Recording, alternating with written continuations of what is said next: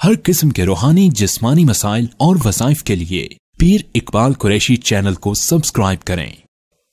نحمدہ ونصلی ونسلم علی رسولہ الکریم، اما بعد فاعوذ باللہ من الشیطان الرجیم، بسم اللہ الرحمن الرحیم۔ دکھی زندگی کو سکھوں میں تبدیل کرنے کے لیے، پریشانیوں اور غموں سے نجات حاصل کرنے کے لیے بہت ہی مجرب عمل قرآنی آپ کو دینا ہے تاکہ آپ دکھوں سے چھٹکارا پا سکیں۔ آج یہ وقت شدید فتنوں کا ہے، دکھ، غم، پریشانیاں ہر طرف عام ہیں اور انسان کو اذیت دیتا ہے، تکلیف دیتا ہے۔ ہر مرد عورت جو ہے وہ پریشانیوں کا شکار ہیں۔ بہت سی خواتین بالکل اذیت ناک زندگی گزار رہی ہیں اور ان کو سسرال میں یا خاوند کے پاس یا بچوں سے، یا بہت سے مرد ایسے ہیں جن کو اپنی بیوی سے، اپنے سسرال سے یا اپنے قبیلے سے سخت اذیت ہے اور وہ خودکشی کی طرف جا رہے ہیں، دماغی ڈپریشن کا شکار ہو چکے ہیں اور زندگی اجیرن ہوتی جا رہی ہے۔ بعض لوگ تو موت کی دعائیں کرتے ہیں۔ میرے پاس بھی ایسے بڑا طبقہ آتا ہے اور آ کر روتا ہے کہ کاش ہمیں موت آ جائے۔ میں ان کو منع کرتا ہوں کہ ایسی دعا نہیں کرنی چاہیے۔ سرکار مدینہ محمد صلی اللہ علیہ وسلم نے موت کی تمنا سے منع فرمایا۔ اگر خود موت آ جائے تو وہ اللہ کی طرف سے بلاوا ہے۔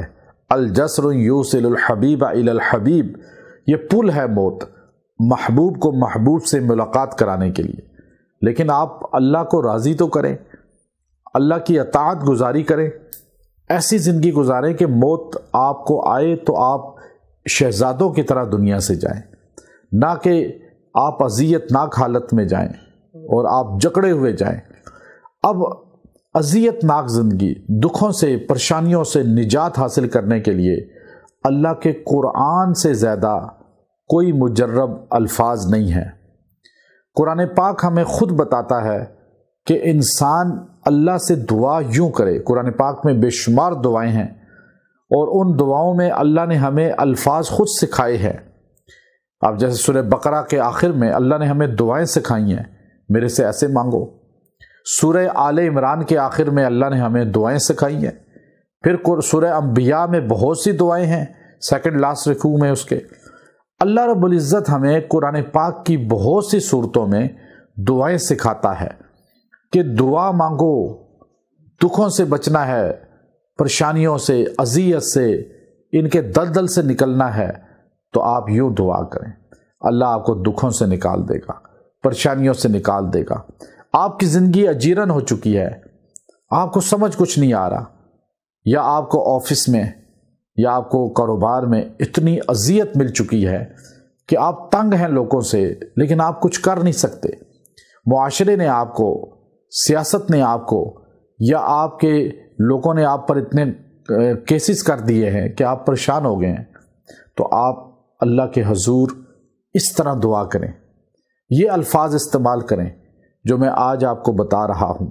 انشاءاللہ العزیز اللہ تبارک و تعالی آپ کو ذلتوں سے نکالیں گے، دکھوں سے نکالیں گے، غموں سے نکالیں گے، پریشانیوں سے نکالیں گے، اور اللہ آپ کو استقامت عطا فرمائیں گے اور سہولت عطا فرمائیں گے، اور اللہ آپ کو خوشحالی عطا فرمائیں گے، عروج، عزت، مقام، منصب عطا فرمائیں گے۔